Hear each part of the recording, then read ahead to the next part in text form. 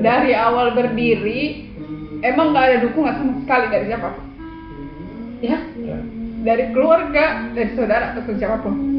Kita berdiri itu cuma modal Bismillah.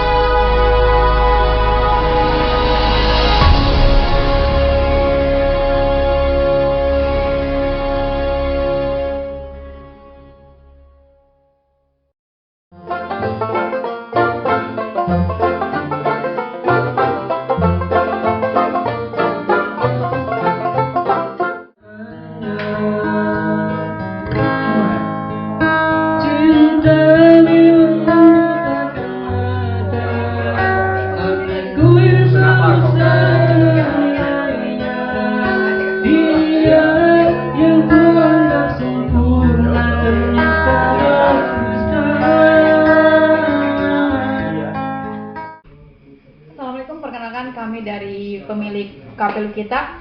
Nama saya Judeti Puspitasari beserta suami saya Lukman Hakim. KPLU kita didirikan tanggal 2 Februari 2022. Sejarahnya kenapa mendirikan KPLU kita? Karena kita terinspirasi dari anak-anak muda yang suka nongkrong di pinggir jalan.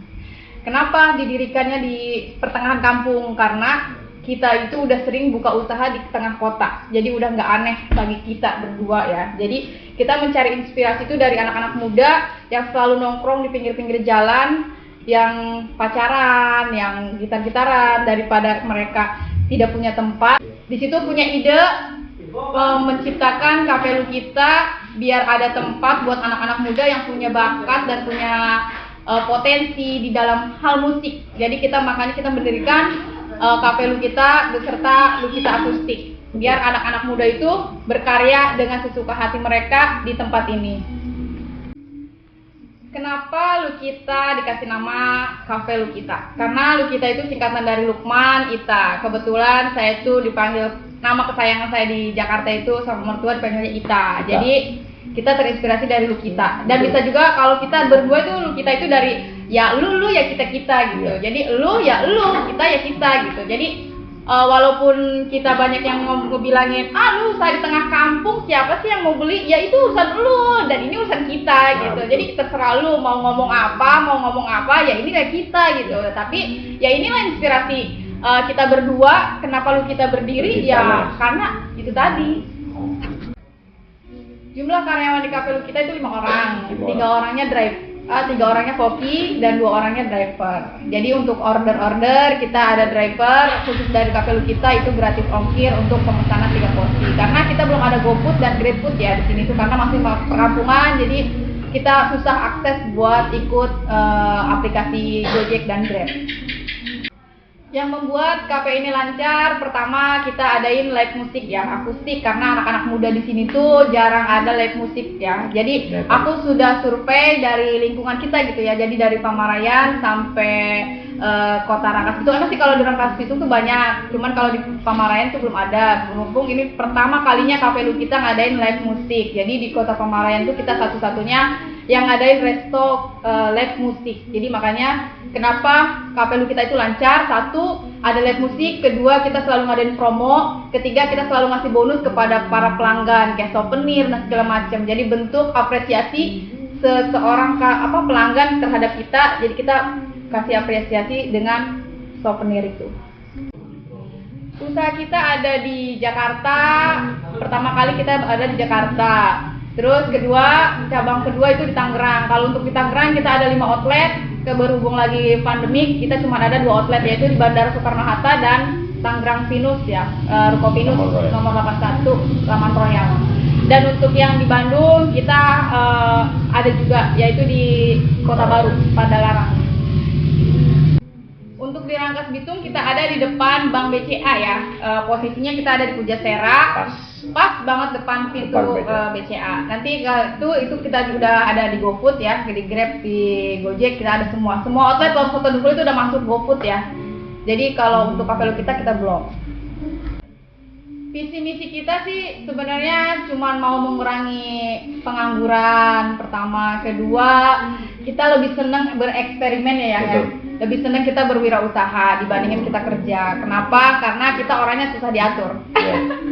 Dan kita lebih senang keluar dari zona nyaman. Apa tuh keluar dari zona nyaman? Ketika kita udah nyaman di satu outlet itu berkembang, kita pasti nyari outlet lain. Walaupun kata orang bilang, gua sih suka tantangan. Apa yang orang bilang, kata gua sih enggak gitu. Jadi kita tuh suka tantangan gitu. Jadi kita nggak mau diatur, visi misinya kita pengen berkembang dengan jerih payah kita berdua gitu. Jadi tanpa ngeribetin orang lain. Menu favorit di Cafe Lu kita tuh banyak ya. Dari mulai soto, aneka nasi goreng, dan sama roti-roti ya. Kenapa kita ngambil begitu banyak menu di Cafe Lu kita? Karena itu semua kolaborasi dari usaha-usaha kita. Dari Warung Soto Dengkul, Dapur Bunda Wike, dan Cafe Lu kita. Kalau yang di Cafe Lu kita itu sebenarnya menu favoritnya itu cuma roti bakar, kopi, sama nasi goreng jagal. Cuman karena menu favorit di Warung Soto Dengkul itu banyak, kayak soto sate, soto babat, soto dengkul, dan bermacam-macam lah. Kalau misalnya ayam ayam sumdeng itu menunya dari usaha kita yang dari Dapur Bunda Wike. Omset Cafe Lu kita ya, karena kita baru berjalan 2 bulan, jadi aku nggak bisa nentuin beberapanya. Cuman garis besarnya itu bulan kemarin kita omset tuh tembus 70 juta lebih. Sukanya buka usaha di Cafe Lu kita itu kita kumpul keluarga. Karena saya awal nikah itu ikut suami ya. Pertama nikah, 2 hari saya udah nikah, saya langsung ke Jakarta, merantau, nggak pernah dari kampung. Kampung tuh cuma pulang sebulan sekali, entah itu 2 bulan sekali, nggak tentu.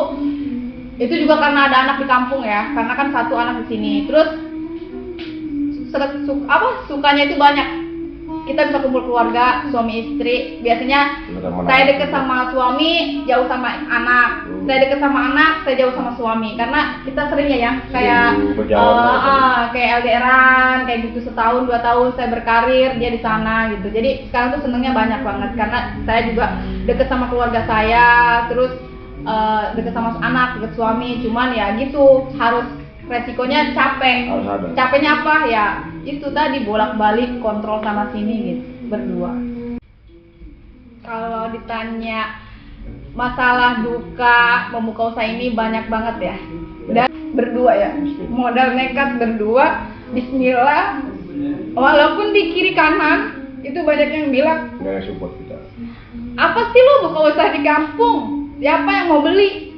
Jangan begini banyak. Tapi kita yakin yakin gue bisa gitu. Gue bisa, masa kota besar Bandung, Jakarta, Tangerang bisa gue lakukan berdua. Masa kampung sendiri nggak bisa gitu. Tanah layak gitu. Modal bismillah, walaupun banyak yang bilang begitu, yang ngejauhin, yang gak didiemin dan segala macem, tapi kita bisa lewatin bismillah. Walaupun banyak orang yang nggak negor dalam hal segala macam, banyaklah problemnya ya. Banyak. Dari pertama kita udah rencana mau buka itu sebenarnya itu dari bulan Januari ya. Kita mau buka itu bulan Januari opening, karena berhubung banyak kendala, banyak problem, akhirnya gue nggak bisa lihat kamera kan gue nangis lagi. Itu orang baru. Udahlah, nggak usah nangis di sini kita happy. Jadi ya gitulah, nggak bisa diceritain secara detail. Pokoknya perjuangannya luar biasa.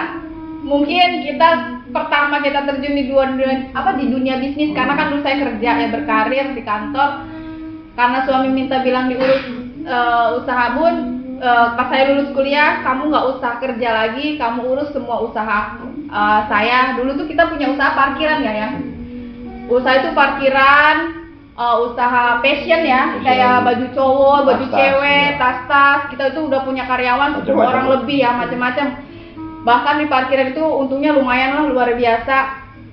Karena kan kalau parkiran itu modal awal dong ya, kita beli lahan parkir di Jakarta, kita tuh omset tuh sebulan tuh bisa nyampe 150 juta, 200 juta dari parkir. Itu tuh bersih tuh Bang, jadi cuma gaji karyawan tuh cuma 4 orang ya.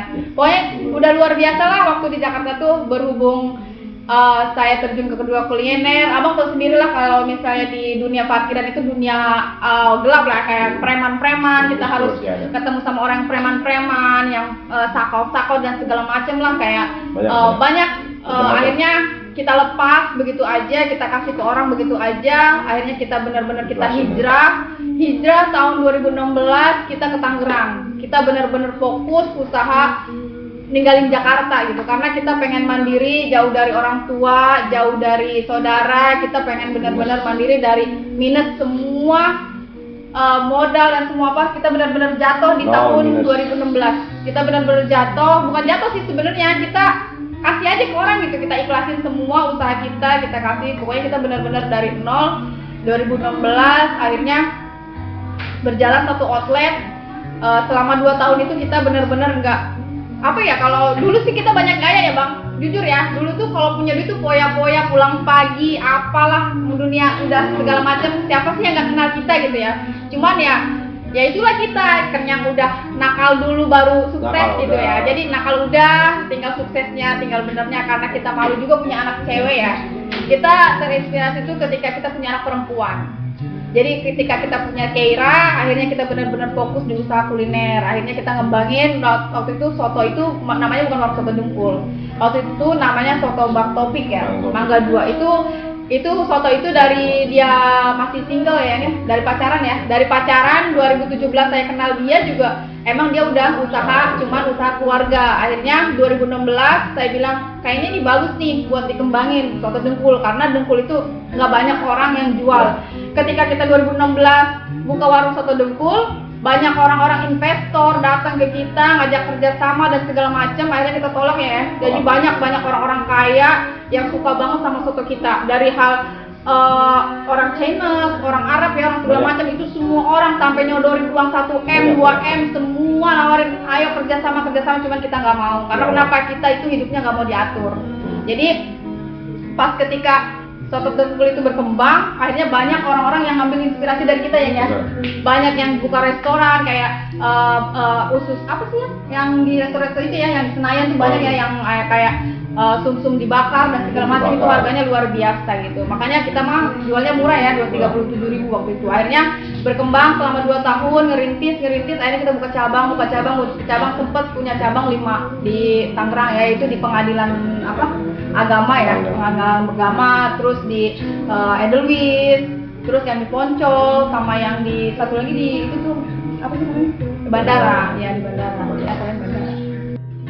Pesannya buat anak muda ataupun buat yang orang yang udah berumah tangga, kalau selagi kita yakin, kita percaya rezeki itu dari Allah, kita punya Tuhan, kita punya orang tua yang selalu ngedoain kita, dimanapun kita berdiri, kalau udah rezeki kita pasti nggak akan kemana.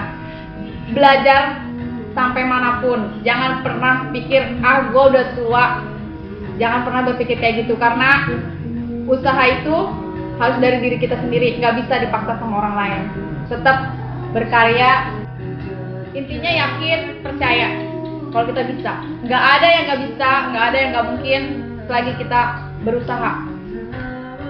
Oke, tetap semangat dan terus berjuang untuk anak-anak muda yang ada di luar sana. Jangan menyerah, walaupun kita sudah jatuh di lubang yang paling dalam, jangan sampai balik lagi ke lubang yang sama. Oke? Terus berjuang. Thank you buat channel Perantau Kampung TV ya, buat udah datang ke sini untuk review kita sama ngobrol-ngobrolnya. Jangan lupa ya guys untuk subscribe dan like dan komennya di channel Perantau Kampung TV. Oke, sukses selalu.